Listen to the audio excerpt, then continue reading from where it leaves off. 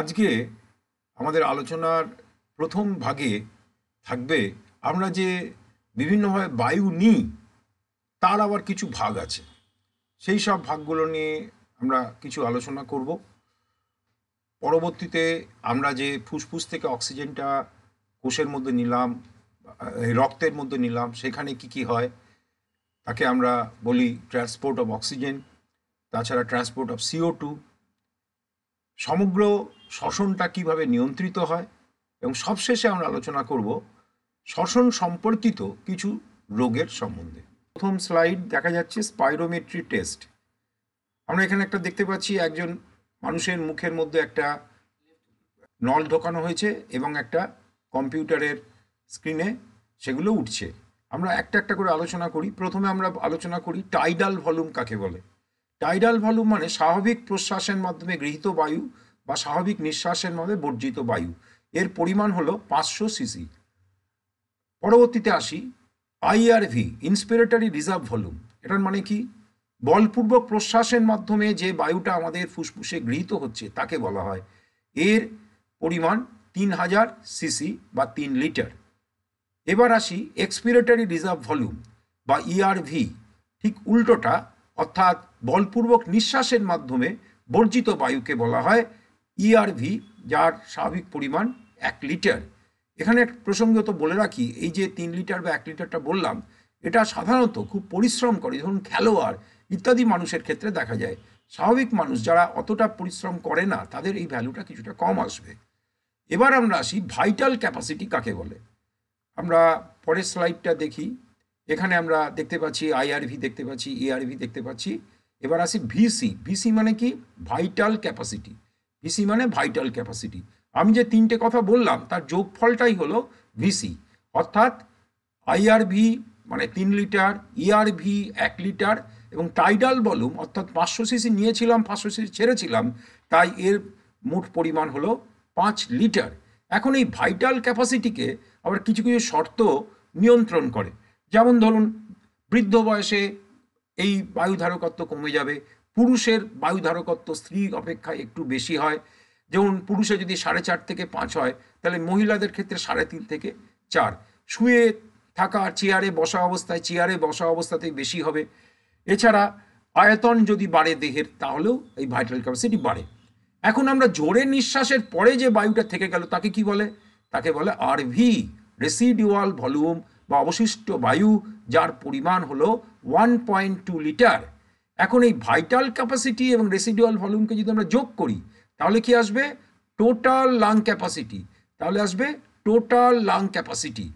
তাহলে ইন্সপিরেটরি reserve volume, tidal volume এবং ERVর যোগফলকে কি বলে? Vital capacity. এই ভাইটাল ক্যাপাসিটির সঙ্গে রেসিডুয়াল ভলিউমকে যদি আমরা যোগ করি, তাহলে এলো TLC এলো। এছাড়া আরেকটা জিনিস একটু জানতে হবে, সেটা হচ্ছে ফাংশনাল রেসিডুয়াল ভলিউম। আমরা স্বাভাবিক নিঃশ্বাসের পরে যে বায়ুটা আমাদের ফুসফুসে থেকে গেল তার পরিমাণ হলো 2.2 লিটার। কেন 2.2 এলো? কারণ বলপূর্বক নিঃশ্বাসের মাধ্যমে আমরা কতটা বায়ু বের করেছিলাম?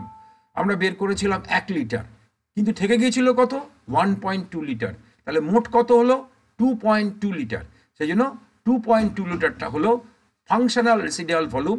এই ভ্যালুটা সাধারণত স্মোকার্সদের, তারপরে হাঁপানি রুগীদের এটা বেশি থাকে।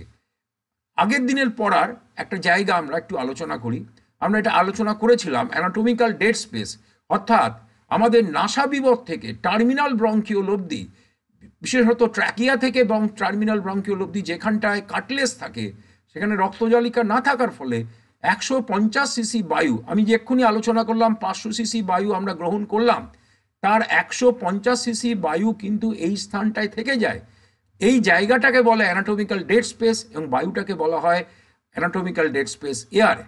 এই অ্যানাটমিক্যাল ডেড স্পেস এয়ারের সঙ্গে অ্যালভিওলার এয়ারকে যোগ করলে যে পরিমাণটা আসে সেটাকে বলে ফিজিওলজিক্যাল ডেড স্পেস এয়ার। তার নর্মাল ভ্যালু 150 সিসি, কিন্তু যদি স্মোকার্স হয়, অ্যাজমা পেশেন্ট হয়, তাদের ক্ষেত্রে এই ভ্যালুটা বেড়ে যাবে। অর্থাৎ তাদের ক্ষেত্রে কি হবে? তাদের ক্ষেত্রে physiological dead space air greater than anatomical dead space air হবে।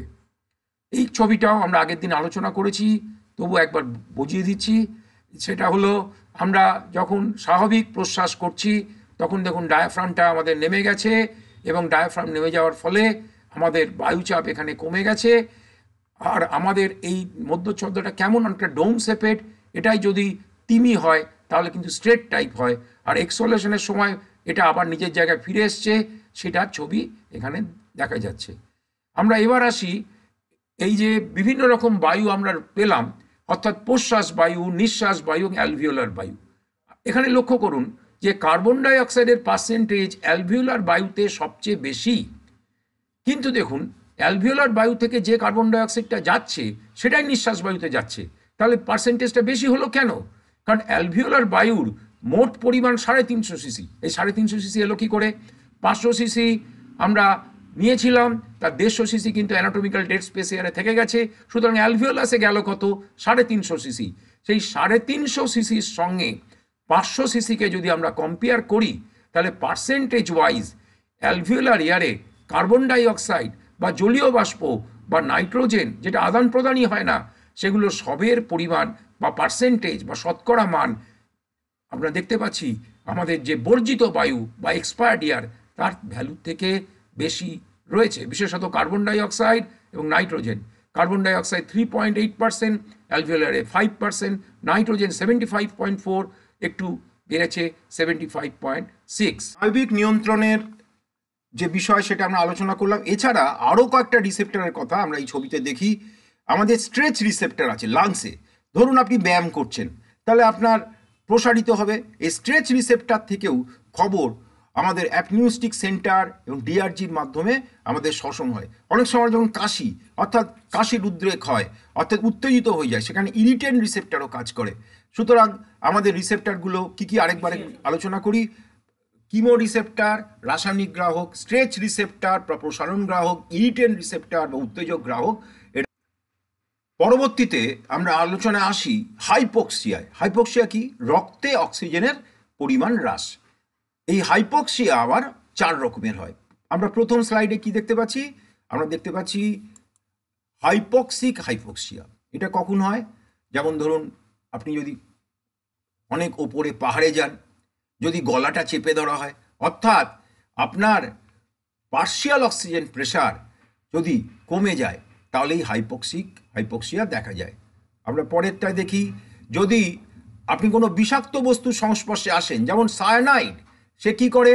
আমাদের ইলেকট্রন ট্রান্সপোর্ট চেনের সর্বশেষে যে এনজাইম আছে সাইটোক্রোম অক্সিডেজ, তাকে ব্লক করে দেয়। অর্থাৎ এর ফলে মানুষ হিস্টোটক্সিক হাইপোক্সিয়ায় ভোগে এবং এর ফলে মানুষ মারাও যেতে পারে। সেটা কার্বন ডাই অক্সাইড পয়জনিংয়ের কারণও হিস্টোটক্সিক হতে পারে। স্ট্যাগন্যান্ট হাইপোক্সিয়া মানে রক্তবাহে যদি অক্সিজেন কম যায়। আর সবশেষে আমরা দেখতে পাচ্ছি অ্যানিমিক হাইপোক্সিয়া। আপনি যদি অ্যানিমিক হন, অর্থাৎ আপনার আরবিসি বা হিমোগ্লোবিন যদি কম থাকে, তাহলে তো আপনার অক্সিজেন রক্তে কম থাকবে। সুতরাং কি কি হলো? Hypoxic hypoxia, stagnant hypoxia, histotoxic hypoxia এবং অ্যানিমিক হাইপোক্সিয়া।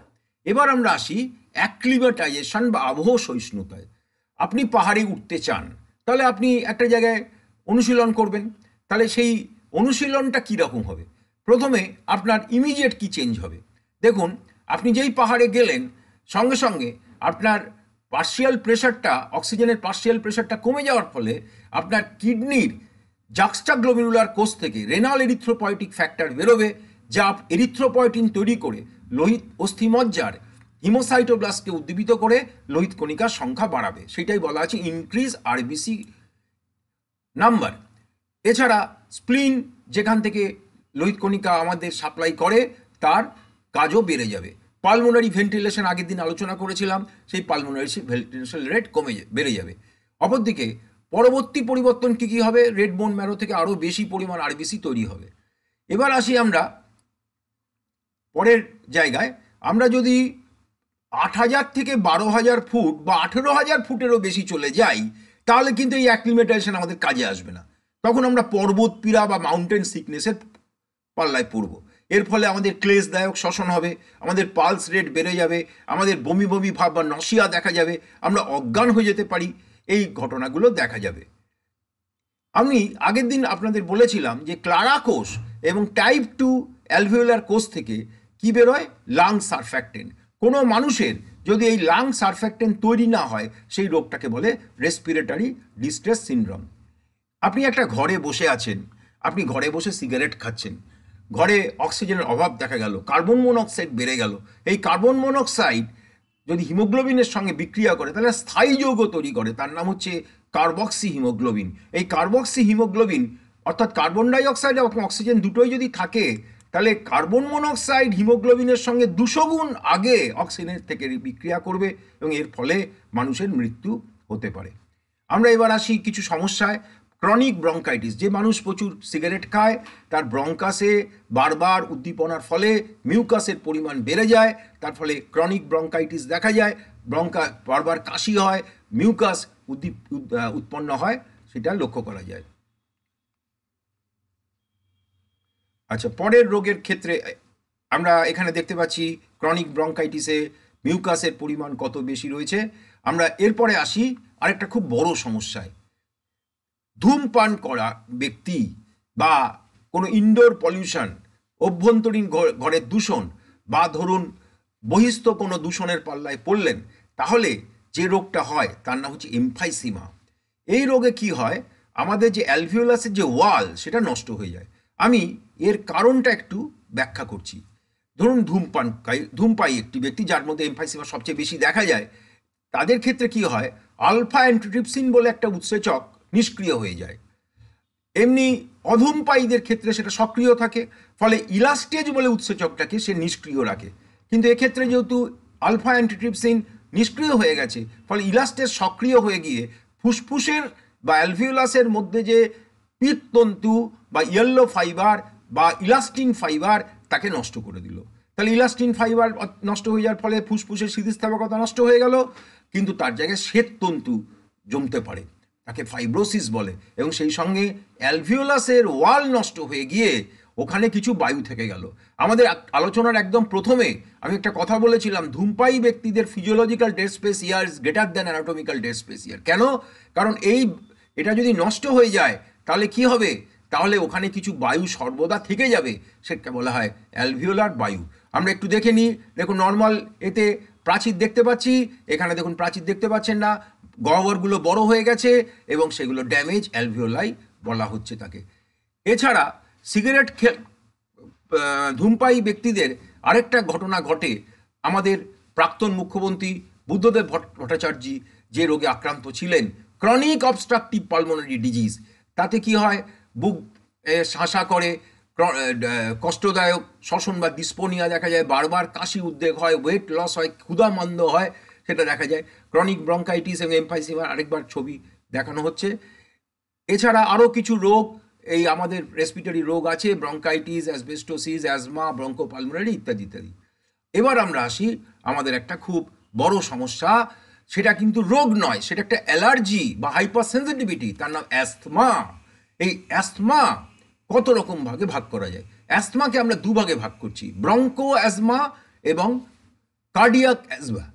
এই কার্ডিয়াক অ্যাজমা হচ্ছে যদি এরকম হয়, নিলয়ে কিছু রক্ত থেকে গেল এবং সেটা সংবহনে গেল না, সেটাকে বলে কার্ডিয়াক অ্যাজমা। কিন্তু এই ব্রঙ্কো অ্যাজমার ক্ষেত্রে দেখা যায় তাকে আবার ভাগ করতে পারে। বেশিরভাগ ক্ষেত্রে অ্যালার্জেনের জন্যই অ্যাজমা হয়, তাকে অ্যালার্জিক অ্যাজমা বলা যেতে পারে। অ্যালার্জেন পোলেন গ্রেন বা পরাগরেণু হতে পারে, কোনো ধুলোবালি হতে পারে, যে কোনো কিছু হতে পারে, কোনো খাদ্যবস্তু হতে পারে। এছাড়া ইমোশনাল আপসেট, সালফাইড এজেন্ট ইত্যাদির মাধ্যমে হতে পারে। নন অ্যালার্জিক অ্যাজমার ক্ষেত্রে কোনো সুগন্ধি বস্তু, এই যেটা লেখা রয়েছে সালফাইটিং এজেন্ট, কোনো ঠান্ডা বায়ু এর ফলে, বা সিগারেট স্মোকিং, সেটাও কারণ হতে পারে। কিন্তু অ্যাজমাটা হলো কী করে? যেই অ্যালার্জেনটা প্রবেশ করলো মাস্ট কোষ, তার থেকে কি বেরোচ্ছে হিস্টামিন, লিউকোট্রিন, এইসব রাসায়নিক। তারা কি করছে, তারা ব্রঙ্কাসের চারপাশে যে পেশি রয়েছে, অর্থাৎ মসৃণ পেশি রয়েছে, তাকে বারবার আক্ষেপ করছে, ক্রম আক্ষেপ করছে, ফলে ব্রঙ্কোস্প্যাজম দেখা যাচ্ছে। তাহলে ব্রঙ্কোস্প্যাজম হলে কি হবে, আমাদের প্রশ্বাসের সমস্যা না হলেও নিঃশ্বাসের সমস্যা হচ্ছে, অর্থাৎ নিঃশ্বাস বায়ু আমরা বের করতে পারছি না, রক্তের পিএইচ কমে যাবে, অ্যাসিডিক হয়ে যাবে। তাহলে এই অ্যাজমা পেশেন্টকে ভালো করার উপায় কি? ব্রঙ্কোডাইলেটর ব্যবহার করতে হবে। ব্রঙ্কোডাইলেটর হিসেবে কিছু রাসায়নিক ব্যবহার করা যেতে পারে, সেগুলো ডাক্তারবাবুরা সাজেস্ট করেন।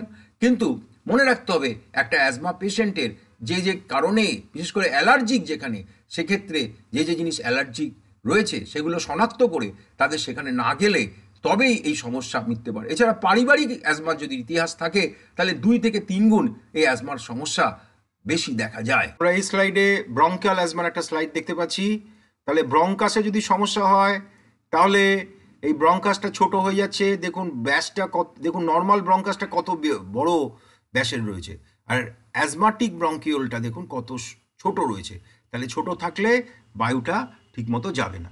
আমাদের পরবর্তী আলোচনা হলো অকুপেশনাল লাং ডিজিজ, অর্থাৎ পেশাগত কারণে মানুষ বিভিন্ন পেশার সঙ্গে যুক্ত, তার ফলে কিছু রোগ হয়। যেমন এখানে দেখুন রয়েছে নিউমোকোনিওসিস, অর্থাৎ নিউমোকোনোসিস মানে আমাদের এই অ্যালভিওলাসের মধ্যে বিভিন্ন রাসায়নিক বস্তু জমে যাওয়ার ফলে যে রোগগুলো হয়। তার প্রথমে আমরা আলোচনা করব সিলিকোসিস নিয়ে আলোচনা করব। সিলিকোসিস কী কী কারণে হয়, বা এই সিলিকা কী কী কারণে জমা হতে পারে।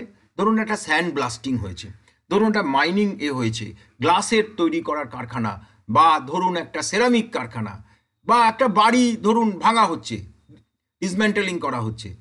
এর ফলে যদি 2 থেকে 5 মাইক্রন বিশিষ্ট সিলিকা কণা ভেতরে ঢুকে যায়, ফুসফুসের ভেতরে ঢুকে যায়, তার ফলেই এই সিলিকোসিস রোগ দেখা যায়। এখানে এটাকে আমরা একটু ভাগ করছি।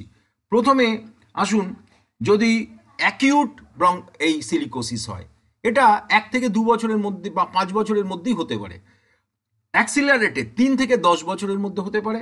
আর একজন 10 বছরের বেশি সময় যদি এই সিলিকা নিয়ে কাজ করার ফলে সিলিকোসিস হয়, তাকে বলা হয় ক্রনিক সিলিকোসিস।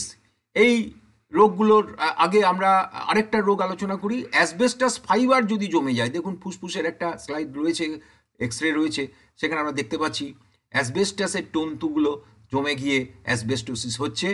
আর নিচের ছবিটা হচ্ছে আমেদাবাদের যে বস্ত্রশিল্প রয়েছে, সেই বস্ত্রশিল্প কারখানার একটা মেয়ের ফুসফুসের ছবি, তাকে বলা হচ্ছে ব্রাউন লাং ডিজিজ। সেখানে ওই কার্পাস তন্তু বা আমাদের যে তুলো, সেই তুলোটা ফুসফুসে জমে গেছে। এই সমস্ত রোগ সিলিকোসিস, অ্যাসবেস্টোসিস, এছাড়া আঁখের ছিবড়া হতে পারে, তাকে বলে ব্যাগাসোসিস, কয়লার গুঁড়ো জমতে পারে অ্যানথ্রাকোসিস।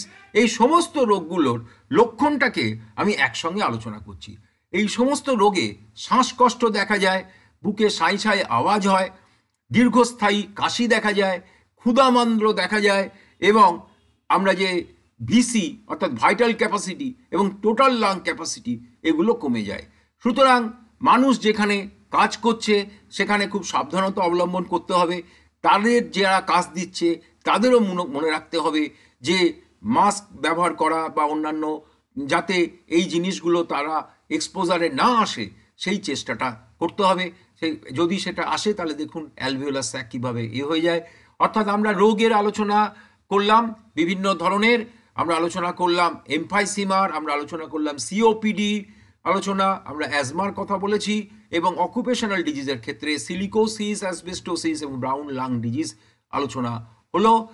সুতরাং আমরা শ্বসনের যে আলোচনা, বিশেষত বহিঃশ্বসনের যে আলোচনা এবং তার সম্বন্ধীয় নিয়ন্ত্রণ এবং তার কিছু সমস্যা, সেটা আর যে আলোচনা আমরা এই দুটো ক্লাসে সেই আলোচনাকে আমরা শেষ করলাম। আপনারা আশা রাখি আপনাদের এই আলোচনা ভালো লেগেছে, এবং যে ছবিগুলো আমাদের কাছে আমরা দিয়েছি সেই ছবিগুলো বারবার দেখুন, তাহলে আলোচনার বুঝতে সুবিধা হবে। নমস্কার।